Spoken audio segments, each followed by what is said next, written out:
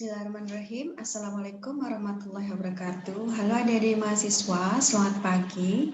Hari ini saya akan membahas tentang sistem jaringan irigasi, di mana dalam sistem jaringan irigasi kita akan membahas tentang skema jaringan irigasi, di mana dalam mempelajari skema jaringan irigasi kita akan menentukan berapa debit di tiap petak tersier, kemudian berapa debit yang akan lewat melalui saluran primer, sekunder maupun tersier.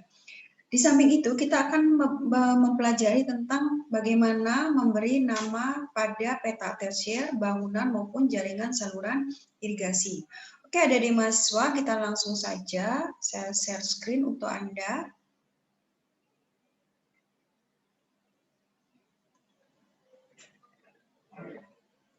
Oke, adik-adik mahasiswa, di hadapan Anda saat ini itu adalah materi tentang sistem dan jaringan irigasi. Nah, dalam mempelajari sistem jaringan irigasi ini, kita harus tahu dulu apa itu definisi jaringan irigasi. Jaringan irigasi, sebentar dulu.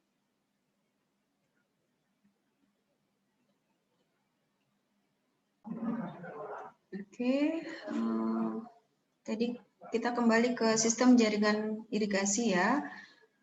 Kita mempelajari dulu tentang definisi dari jaringan irigasi. Nah, jaringan irigasi itu adalah satu kesatuan dan bangunan yang diperlukan untuk pengaturan air irigasi, mulai dari penyediaan, pengambilan, pembagian, pemberian, dan penggunaannya. Nah, jaringan irigasi itu merupakan suatu kesatuan saluran dan bangunan yang dipergunakan untuk mengalirkan air dari sungai sampai ke sawah, ya, berdasarkan besarnya kebutuhan air pada petak-petak tersier maupun kuarter. Nah, besarnya kebutuhan akan air di petak kuarter untuk irigasi ini mempengaruhi kapasitas saluran kuarter. Jadi kita bisa merencanakan saluran itu berdasarkan berapa kebutuhan air di petak tersier maupun petak kuarter tersebut. Nah, besarnya kapasitas saluran pada petak kuarter itu akan mempengaruhi besarnya kapasitas saluran di saluran tersier, kemudian ke saluran sekunder, sampai akhirnya ke bangunan utama atau headworks. Nah, ini sebelum itu kita mempelajari tentang klasifikasi jaringan irigasi. Jadi jaringan irigasi itu ada jaringan irigasi sederhana, jaringan irigasi semi teknis, dan jaringan irigasi teknis. Yang membedakannya adalah dalam bangunan utamanya dan merupakan bangunan permanen untuk irigasi teknis. Dan kemampuannya dalam mengatur dan mengukur debit itu adalah baik di jaringan irigasi teknis. Kemudian yang terpenting di sini adalah saluran pembawa dan pembuang itu terpisah. Ya, petak tersiernya dikembangkan sepenuhnya dan efisiensinya cukup besar ya, beda dengan jaringan irigasi semi teknis dan sederhana. Nah, untuk klasifikasi jaringan irigasi teknis itu tidak ada batas ukuran dari luasan ya. Tapi kalau semi teknis itu sampai dengan 2000 hektar, kalau irigasi sederhana itu kurang dari 500 hektar. Nah, ini adalah gambaran pengertian prasarana irigasi. Jadi ini yang sama dengan yang tadi ya. Ini saya tambahkan. Jadi kalau irigasi teknis itu jalan usaha tani itu ada keseluruhan areal ya. Itu irigasi teknis. Kemudian kondisi OP. OP itu adalah operation and maintenance atau operasi dan pemeliharaan. Ya, jadi kalau irigasi teknis irigasi sederhana itu tidak ada OP. Jadi ya apa adanya dan dibiarkan seperti itu. Kemudian kalau irigasi semi teknis itu OP-nya adalah belum teratur. Beda dengan irigasi teknis, jadi ada instansi yang menangani. Jadi nanti ada petugas OP itu nanti akan mengecek bagaimana kondisi tentang jaringan irigasi, kemudian berapa ketersediaan air yang ada di hulu, kemudian bagaimana dia harus membaginya supaya air yang sedikit itu bisa dibagi secara merata dan sampai di sawah yang berada pada posisi paling hilir. Kemudian OP juga dilaksanakan secara teratur, misalnya setiap 2 minggu ada petugas yang mengontrol berapa debit air yang tersedia, supaya nanti dia bisa membagi ke sawah-sawah langsung berapa ketersediaan air sehingga dapat mencukupi kebutuhan air di sawah. Nah, itu seperti itu.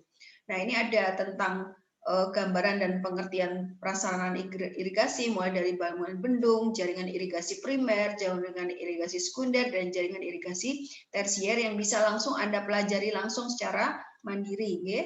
Silakan Anda mempelajari secara mandiri.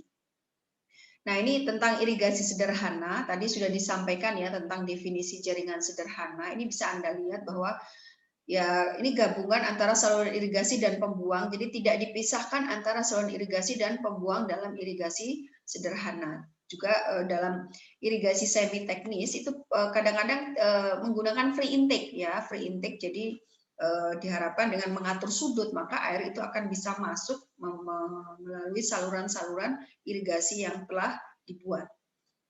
Kemudian kalau irigasi teknis itu tadi sudah disebutkan adanya pemisahan irigasi dan drainase dan seterusnya ya. Nah, ini adalah contoh tadi ya sama dengan gambar yang tadi, perbedaan antara irigasi teknis dan irigasi biasa sederhana. Nah, ini ada secara hierarki jaringan irigasi itu dibagi dua, yaitu jaringan utama itu merupakan bangunan irigasi, saluran primer dan saluran sekunder yang dikontrol oleh dinas ya. Sedangkan jaringan tersier itu berupa bangunan dan saluran dalam peta tersier itu akan dikelola dan dikelola oleh yang namanya P3A. Perkumpulan Petani Pemakai Air, kita menyebutnya adalah P3A. Kemudian peta irigasi. Nah, ini luas baku rencana ya, luas baku rencana itu adalah luas bersih lahan berdasarkan perencanaan teknis ya, dapat dijadikan areal persawahan, termasuk di dalamnya luas lahan yang pada saat ini belum menjadi sawah ya, namun nanti pada akhirnya akan menjadi sawah ya. Nah, tidak termasuk luas lahan yang dijadikan jalan pemukiman atau daerah tinggi yang tidak akan terjangkau air irigasi. Kemudian apa itu luas potensial terbangun, ada luas fungsional dan luas sawah ya. Ini adalah contoh dari sebuah sistem irigasi di sini. Di sini ada bendung di sini ya, ada jaringan ya. Sorry, ini bukan sistem. Jadi ini merupakan contoh tentang jaringan irigasi. Nah, ini Anda bisa lihat yang mana disebut sebagai luas potensial. Ini ada saluran primer di sini. Kemudian ada saluran sekunder, saluran tersier, ada box dan sebagainya. Ini adalah luas fungsional dan sebagainya tentang. Nah, kemudian ada luas areal pengembangan, itu letaknya di sini. Oke, nah ini sekarang peta irigasi. Tadi ini misalnya ini sungai, dia mengairi daerah irigasi, dia mempunyai intake di kiri dan di kanan. Jadi kalau alirannya ke bawah, maka yang sebelah sini itu adalah kanan karena dia berada di kanan dari arah aliran, dan ini adalah sebelah kiri karena dia berada di sebelah kiri arah aliran, dan ini adalah bendung. Kemudian dia masuk melalui kantong lumpur saluran pengarah sampai akhirnya dia masuk ke dalam saluran primer ya. Kemudian di sini ada bangunan bagi dan pintu sadap dan ada bangunan sadap ya. Nah, ini ada peta irigasi terbagi dalam 4 kategori, ada peta primer, peta sekunder, peta tersier dan peta kuarter. Nah, ini Anda bisa mempelajari apa itu peta primer. Jadi peta primer dilayani oleh satu saluran primer ya, mengambil airnya langsung dari sumber air, biasanya sungai. Ya. Kemudian peta primer terdiri dari beberapa peta sekunder ya yang mengambil air langsung dari saluran primer. Atau bila satu bendung terdapat 2 pintu intake tadi ya, seperti yang tadi contohnya adalah kiri dan kanan, maka terdapat 2 peta primer. Nah, saluran primer diusahakan sejajar dengan garis kontur atau garis tinggi. Kemudian ada peta irigasi yang disebut peta sekunder. Nah, biasanya peta sekunder itu menerima air dari bangunan bagi yang terletak di saluran primer atau sekunder. Nah, peta sekunder terdiri dari beberapa peta tersier yang kesemuanya dilayani oleh satu saluran sekunder. Nah, batas-batas peta sekunder pada umumnya berupa tanda-tanda topografi yang jelas, misalnya adalah saluran pembuang. Nah, luas peta sekunder bisa berbeda-beda tergantung pada situasi dari daerah irigasi. Nah, kemudian peta tersier. Nah, ini yang paling sering saya sebutkan nanti ketika kita berbicara tentang skema jaringan irigasi. Apa itu peta tersier? Nah, peta ini menerima air irigasi yang dialirkan dan diukur pada bangunan sadap, ya, tersier. Nah, peta tersier letaknya harus berbatasan langsung dengan saluran sekunder atau saluran primer, kecuali bila peta tersier tidak secara langsung terletak di sepanjang jaringan saluran irigasi utama. Ya, nah peta tersier punya batas yang jelas. Batasnya misalnya pakai parit, jalan, batas desa, atau sesar medan.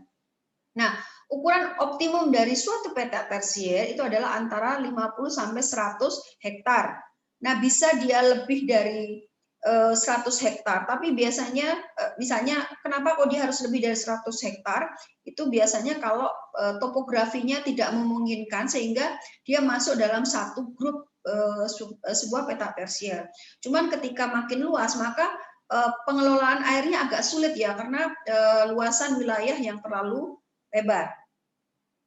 Nah, sebuah peta tersier terdiri dari sejumlah sawah dengan luas keseluruhan yang idealnya maksimum 50 hektar. Tetapi dalam keadaan tertentu masih bisa diperbolehkan sampai luasnya 75 hektar. Nah, ini perlunya batasan luas peta tersier yang ideal hingga maksimum adalah pembagian air di saluran tersier itu lebih efektif dan efisien, sehingga bisa menjangkau sampai lokasi sawah yang terjauh. Nah, itu biasanya yang bermasalah jika luasan peta tersier terlalu luas, maka sawah yang terjauh itu biasanya akan mengalami permasalahan, dia akan jarang mendapat air karena lokasinya adalah yang terjauh. Nah, permasalahan yang banyak dijumpai di lapangan untuk peta tersier dengan luasan lebih dari 75 hektar antara lain satu, dalam proses pemberian air irigasi untuk peta sawah terjauh itu sering tidak terpenuhi. Jadi tadi sudah saya sampaikan. Jadi peta yang paling jauh itu kadang dapat, kadang enggak peta sawahnya.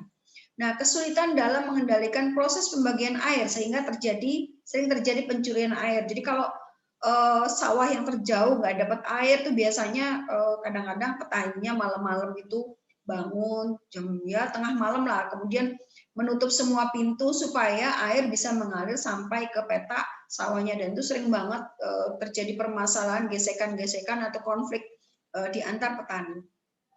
Kemudian banyak peta tersier yang rusak akibat organisasi petani setempat yang tidak terkelola dengan baik. Misalnya perkumpulan petani pemakai airnya itu tidak bisa berkoordinasi dengan baik sehingga terjadi banyak konflik.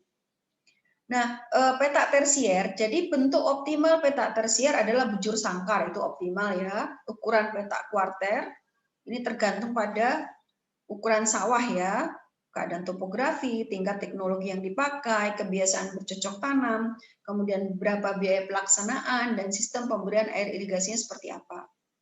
Nah, kriteria untuk pengembangan peta tersier itu ukurannya antara 50 sampai 100 hektar seperti yang disebutkan di sebelumnya. Kalau peta kuarter antara 8 sampai 15 hektar. Kemudian panjang saluran tersier itu harusnya kurang dari 1,5 kilo. Ya, kemudian panjang saluran kuarter itu kurang dari 0,5 kilo.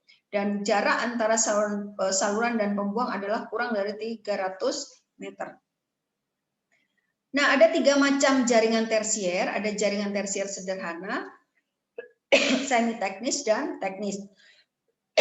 Ini adalah legendanya yang biasa kita gunakan ketika kita menggambar yang namanya sebuah skema jaringan irigasi. Nah, ini adalah peta tersier yang ideal tadi dikatakan berbentuk kotak ya, sedangkan bentuk optimal dari peta tersier seperti Anda lihat di sini.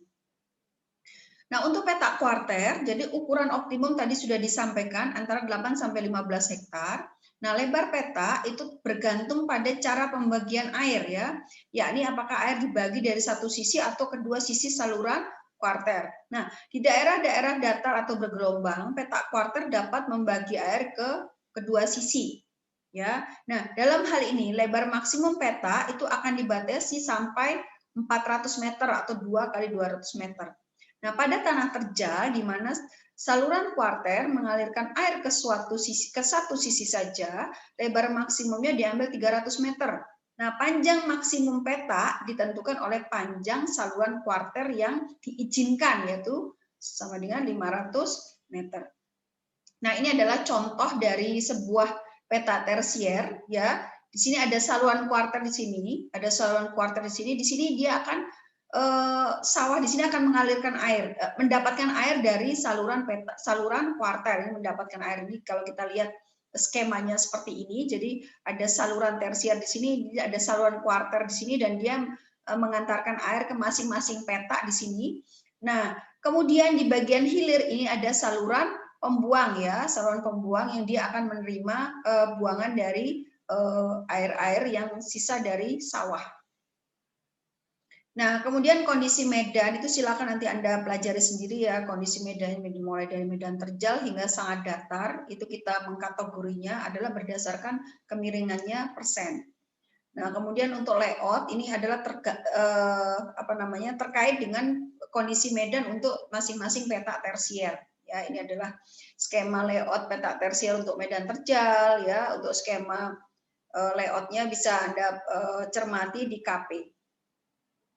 Nah, ini ada untuk medan bergelombang ya. Ini seperti yang Anda lihat di contoh berikut. Silakan Anda cermati dari file yang sudah saya berikan tentang gambar-gambarnya. Nah, sekarang kita perencanaan peta irigasi. Nah, ini misalnya ya, ini adalah contoh. Ini ada sungai, di sini ya. Sungai ini adalah Sungai Amandit misalnya disebut ya. Di sini ada dusun Ambawang, kemudian ada dusun Seruni, kemudian ada dusun Sumpitan dan seterusnya. Ini adalah contoh peta topografi ya, contoh peta topografi. Nah, dalam perencanaan peta irigasi, kita menyiapkan peta topografi skalanya 1:5.000, 1:10.000, 1:15.000 dan 1:20.000. Kemudian kita menentukan letak bendung di sungai, misalnya nama bendung itu sesuai dengan nama sungai ya. Tadi seperti saya digambar di sini, sungainya namanya Amandit, maka bendungnya disebut sebagai bendung Amandit ya, atau bendung Amandit atau BA0. Nah, kemudian kita menarik saluran pembuang di lembah atau saluran pembuang alami dengan warna merah. Nah, ini ya, bisa Anda lihat, ini menjadi saluran pembuang. Jadi dari mana? Dari punggung-punggung ini adalah punggung ya. Punggung-punggung ini dihubungkan, ini nanti menjadi saluran pembuang karena dia berada pada posisi yang paling hilirnya. Ini punggung-punggungnya ya, punggung-punggungnya. Ini dihubungkan. Nah, kemudian kita menarik saluran induk sejajar garis kontur, itu setiap 1 km itu turun sekitar 40-50 cm dengan warna biru ya. Jadi nanti ini Anda silahkan baca secara cermat, nanti gambarnya akan menjadi seperti ini. Nah, ini gambarnya menjadi seperti ini. Ini adalah saluran primer di sini, kemudian dia kita menarik garis-garis ini ya. Ini karena kemudian dia mengarah ke saluran tersier ya, ini sekunder, ini adalah primer, ini sekunder dan seterusnya ya, seperti Anda lihat dimulai dari ini. Silakan Anda mempelajari tentang perencanaan peta-peta irigasi seperti yang sudah saya sampaikan di slide ini. Nah, ini juga sama ya. Jadi kita memberikan yang namanya bangunan. Di sini mulai kita letakkan bangunan-bangunan. Nah, ini setelah itu maka kita akan mendapatkan. Jadi gini, misalnya BA ya, ini tadi katanya bendung Amandit ya, bendung Amandit, terus ada yang namanya bangunan ya, bangunan Amandit 1, bangunan Amandit 2, bangunan Amandit 3 ya, dan seterusnya. Dan ini adalah dusunnya adalah dusun Seruni, sehingga disebut bangunan Seruni 1 di sini. Kemudian di sini adalah bangunan Seruni 2 dan bangunan Seruni 3. Mungkin paling mudah. Nah, ini misalnya kalau sama S-nya, tidak mungkin kita memberi nama sebelahnya dengan nama BS juga, tapi karena dia sumpitan kita ambil 2 huruf di depan, misalnya BSU 1, BSU 2, BSU 3. Jadi sawah ini itu mendapatkan air ya. Jadi ini kalau kita lihat panahnya, warna biru ini di kiri dan di kanan ini mendapatkan air dari BSU 3 ya, seperti itu. Kemudian ada BAM.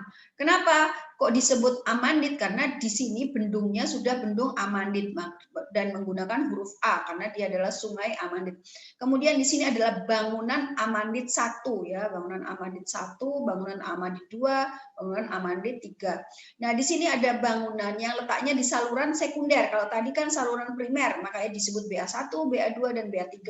Nah, di sini adalah saluran sekunder, maka ketika dia mau menyebutkan dan kebetulan dia namanya Ambawang, tadi kan Amandit ya, makanya BA Amandit. Dusunnya di sini Ambawang, maka disebut bangunan AM ya, supaya membedakan antara Amandit dan Ambawang. Jadi BAM 1, BAM 2 dan ini BAM 3. Semoga Anda bisa memahami ya. Nah, kemudian saluran irigasi tadi sama ya, itu tergantung bentuknya seperti ini. Nah, saluran irigasi utama terdiri dari saluran irigasi primer dan saluran irigasi sekunder. Saluran irigasi primer itu membawa air dari utama sampai ke petak tersier yang diairi. Nah, ini yang perlu harus Anda pahami. Batas ujung saluran primer adalah pada bangunan bagi yang terakhir ya. Batas ujung saluran primer adalah pada bangunan bagi yang terakhir. Nah, kalau saluran sekunder itu membawa air ya dari primer ke petak-petak tersier ya. Nah, batas saluran sekunder itu adalah pada bangunan sadap yang terakhir. Jadi itu bedanya. Kalau batas akhir saluran primer itu adalah pada batas ujung saluran pada batas bangunan bagi yang terakhir. Tapi kalau saluran sekunder itu adalah bangunan sadap yang terakhir. Ini seperti Anda lihat di sini. Di sini adalah saluran primer ya. Ini masih primer, ini juga primer. Ini juga primer ya, masih primer, ini primer. Nah, ini adalah bangunan bagi yang terakhir, maka disinilah letak berhentinya saluran primer, sehingga yang ini itu adalah sudah menjadi saluran sekunder ya, seperti contoh di sini. Saluran irigasi tersier itu membawa air dari bangunan sadap tersier di jaringan utama ke dalam petak tersier lalu ke saluran kuarter. Nah, batas ujung saluran ini adalah box bagi kuarter yang terakhir. Nah, saluran kuarter itu membawa air dari box bagi kuarter melalui bangunan sadap tersier atau parit sawah ke sawah. Nah, saluran pembuang utama, kalau saluran pembuang primer itu mengalirkan air lebih dari mengalirkan air yang lebih dari saluran pembuang sekunder keluar daerah irigasi.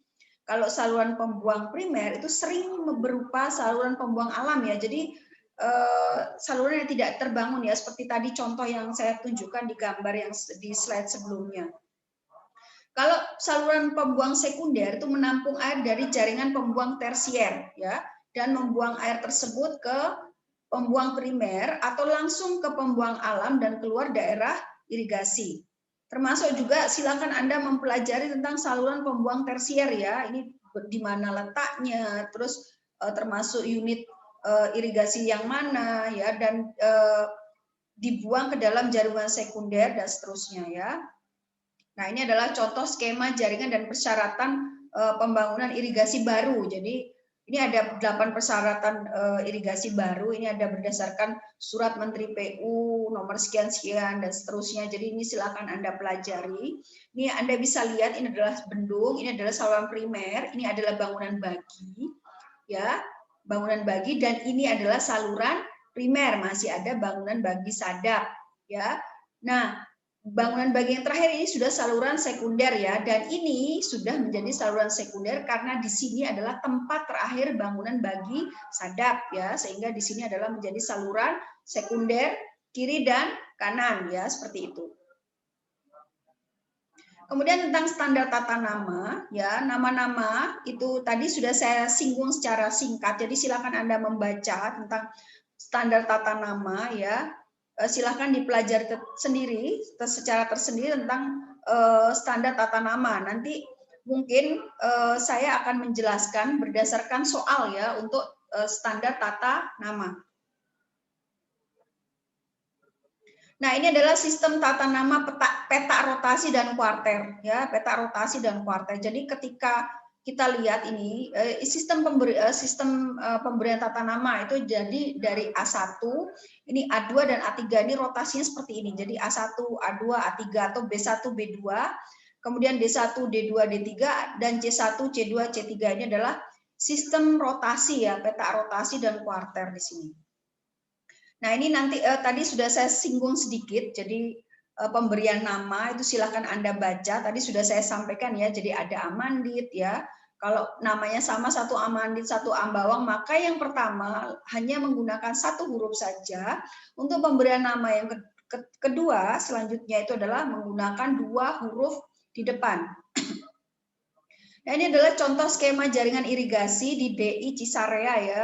Silakan Anda lihat. Di sini dia hanya mempunyai satu saluran primer ya. Saluran primer sudah langsung berhenti karena dia bangunan baginya sudah ini yang terakhir. Ini adalah bangunan bagi terakhir. Selanjutnya adalah bangunan sadap. Ini Anda lihat ini adalah ikonnya atau legendnya bangunan sadap. Di sini sudah langsung dia mempunyai saluran sekunder yang cukup banyak ya, 1, 2, 3 bercabang menjadi 4 bagian saluran sekunder. Silakan nanti Anda zoom, Anda mempelajari dari file yang sudah saya berikan tentang penamaan maupun peta-peta dari jaringan irigasi di DI Cisarea.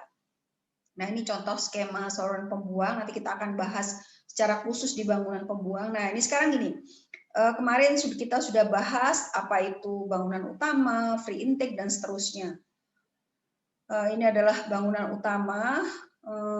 Oke, adik-adik mahasiswa, ini yang terpenting buat Anda. Ketika nanti Anda merencanakan kantong lumpur, itu kantong lumpur itu tugasnya adalah mengendapkan fraksi-fraksi sedimen yang lebih besar dari fraksi pasir halus ya, supaya dia berat. Kalau berat sambil ada aliran maka dia masih bisa mengendap. Tapi kalau pasir halus itu dia sering banget terbawa oleh aliran, di mana seperti Anda tahu bahwa kecepatan saluran air di saluran irigasi itu mempunyai batas kecepatan maksimum dan seterusnya.